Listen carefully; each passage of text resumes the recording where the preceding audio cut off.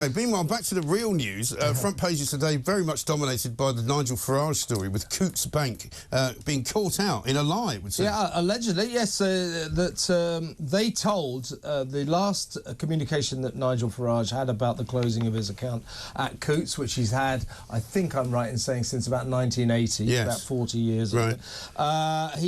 The last communication they had from the bank was that, yeah, well, I'm sorry, Nigel, after 40 years we decided you don't have enough money because you need to have like £1 million before Coutts, the top people's bank, will take your account. Anyway, it has now been revealed from or allegedly revealed from internal documents. I don't think there's anything alleged about it. He's got the accounts. Internal documents at Coutts reveal that the real reason they closed down right-wing Nigel Farage's account is that his views, and I quote, did not align with our purpose and values. Yes. Apparently they don't like the fact that he's friends with Donald Trump. They don't like the fact that he campaigned for Brexit. They don't like the fact that he's got a particular point of view on small boats coming across this channel illegally.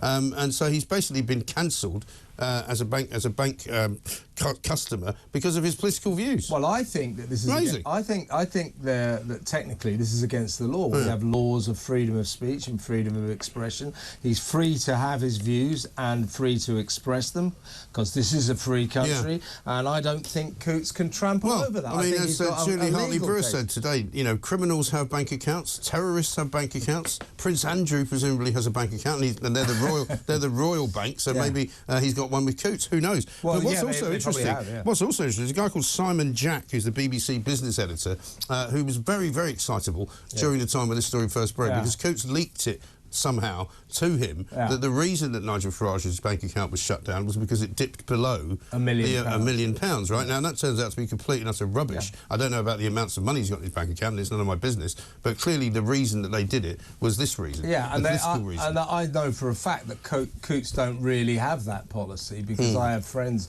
who have accounts there who are very, very far from millionaires. Coutts' policy is it's the top people's bank.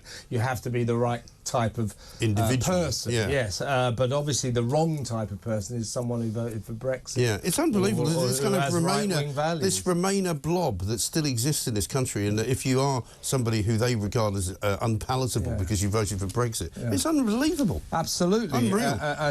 You know, Coutts need to be held to account for this, and they need to be highlighted. Well, so did the BBC. You won't be surprised to know either that our good friend John Sopel was also piling in and laughing and saying you'd have to be a bit ashamed of yourself if you're Nigel Farage because apparently you don't have as much money as you pretend to have. But no apologies so far from him. So it turns out it's got nothing to do. John Sopel, while you're busy apologising for the BBC on a full-time basis, I don't know why that guy ever left the BBC. I know. All he talks about is how great the BBC is. Yeah, and you know what? As much as it's on every front page, this Nigel Farage story, it doesn't appear to have made it onto the front page of The Guardian. That's right, but the shocking BBC Stockholm has made it onto the front page.